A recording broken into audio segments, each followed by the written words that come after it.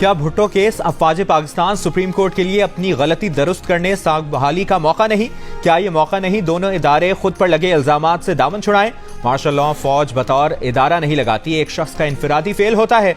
कभी ना कभी तो नई शुरुआत होनी है, तो क्या ये मौका नहीं? जुल्फिकार अली भुट्टो की फांसी के खिलाफ दायर सदारती रेफरेंस पर समाअत के दौरान चीफ जस्टिस काजी फाइज ईसा के रिमार्क्स। कहा, गलत कामों का मुद्दा इन्हीं इनफरादी शख्सियात पर डालकर इदारों का इनसे लाताल्लुक होने का मौका नहीं। क्या ऐसा करना कौम के जख्म नहीं भरेगा? हम माजी में रह रहे हैं और हमारी तारीख बोसीदा है। क्या भुट्टो केस के फैसले से अदलिया और फौज के लिए लकीर नहीं खींच जाएगी? अदालती मुआविन मखदूम अली खान ने अपने दलाइल में कहा कि साबिक चीफ जस्टिस ने इंटरव्यू में कहा था कि उन पर फैसले के लिए दबाव था। पनुशे केस में जज पर जानिबदारी का इल्जाम लगा था। इस केस में 3-2 के तनासुब से फैसला आया, जैसे भुट्टो केस में 4-3 का फैसला था।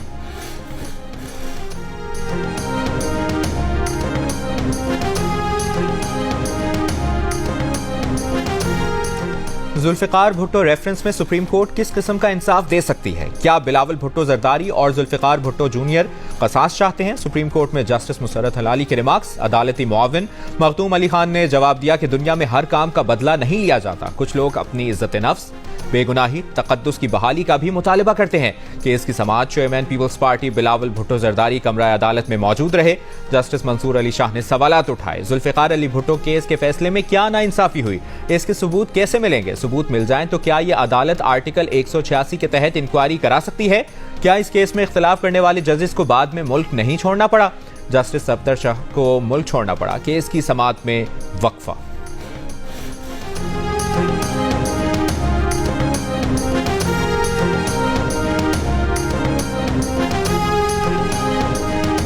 हमें उम्मीद है कि वो शख्स जो पाकिस्तान के आइन का बानी है, इसको अदालत से इंसाफ मिलेगा। चीफ जस्टिस ने खुद कहा है कि ये मौका इदारे पर लगे दाग को धोने का है। जो इंसाफ बेटी और इसके वालिद को ना मिल सका, उम्मीद है नवासे को मिलेगा।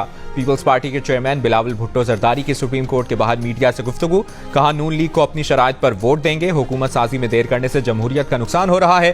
पीपल्स पार्टी अपने मौक़िफ़ पर डटी है। हमारे मौक़िफ़ में कोई तब्दीली नहीं होगी।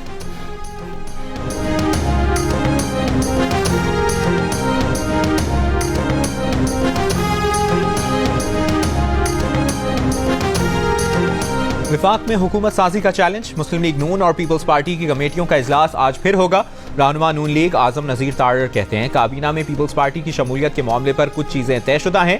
पीपल्स पार्टी रहनुमा कमर जमान कायरा ने दो टोक अल्फाज में कहा कि पीपल्स पार्टी ने वजारतें लेनी ही नहीं, नून लीग की हुकूमत बनाने में साथ देंगे। सुप्रीम कोर्ट के बाहर सहाफियों के सवालात के जवाब में कमर जमान कायरा ने कहा कि कोई लंबा चौड़ा डेडलॉक नहीं है, छोटा मोटा डेडलॉक होता है। 29 तारीख को हलफबरदारी होनी है। मीडिया को बहुत जल्दी है। इलेक्शन कमीशन को बुलाया जाए और जो मैंडेट चोरी किया उसका पूछा जाए। पीटीआई रहनुमा सेनेटर अली जफर का मुतालिबा। सेनेट में इजहार ख्याल करते हुए कहा कि पाकिस्तान के अवाम ने पीटीआई को वोट दिया। इलेक्शन कमीशन के ऐलान से पोलिंग डे तक प्री पोल धांधली हुई है। बल्ले का निशान लेकर जमहूरियत को सबसे बड़ा जख्म दिया गया। अवाम का मैंडेट चोरी करने और इनकलाब को रोकने से इंतशार आएगा। सेनेटर वलीद इकबाल ने कहा कि इलेक्शन कमीशन को बताना होगा कि धांधली क्यों होने दी। इंटरनेट सर्विसेज बंद करने से दुनिया भर में बदनामी हुई। दिन भर तो वोटिंग हुई, रात को क्यों नेट सर्विस बंद रही? कानून कहता है आरओ ऐलान करेगा, लेकिन ऐलान नहीं किए गए। चीफ इलेक्शन कमिश्नर ने मीडिया को ब्रीफिंग तक न दी।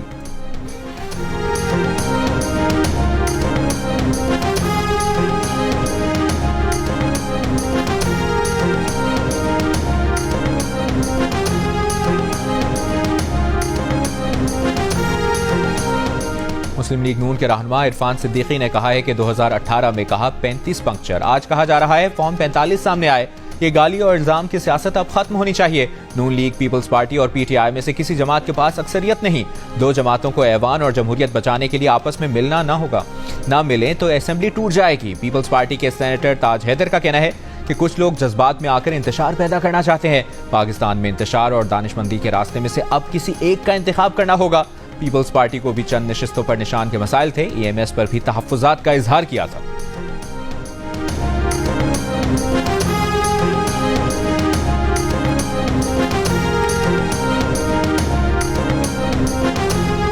इलेक्शन कमीशन ऑफ पाकिस्तान ने एक बयान में इंतखाबात में धांधली के इल्जामात को मुस्तरद किया था। इलेक्शन कमीशन की जानिब से जारी एलामिया में कहा गया कि चंद एक वाकयात से इनकार नहीं, इनके तदारुक के लिए मुतल्लिका फोरम्स मौजूद हैं। शिकायत पर फौरी फैसले किए जा रहे हैं। इलेक्शन कमीशन ने कहा कि मोबाइल सर्विस की बंदिश से प्रिजाइडिंग अफसरान इलेक्ट्रॉनिक डेटा भेजने से कासिर रहे। मामूल की कोऑर्डिनेशन नकलो हमल को मोबाइल सर्विस की बंदिश ने बुरी तरह मुतासिर किया। 2018 इंतखाबात का पहला नतीजा अगले रोज सुबह 4 बजे मौसूल हुआ था। इस मरतबा पहला नतीजा रात 2 बजे मौसूल हुआ।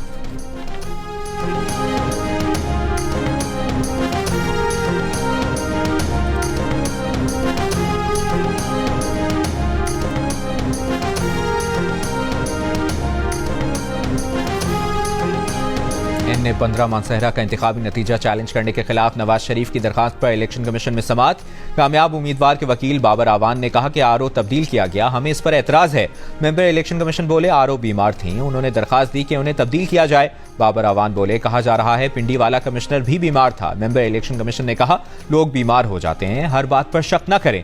मजीद समाअत 26 फरवरी को होगी। NA 64 गुजरात से कैसरा इलाही की दरखास्त पर समाअत पर इलेक्शन कमीशन ने फैसला महफूज कर लिया। NA 64 से दीगर उम्मीदवारों ने भी फरीक बनने की दरखास्तें जमा करवा दी।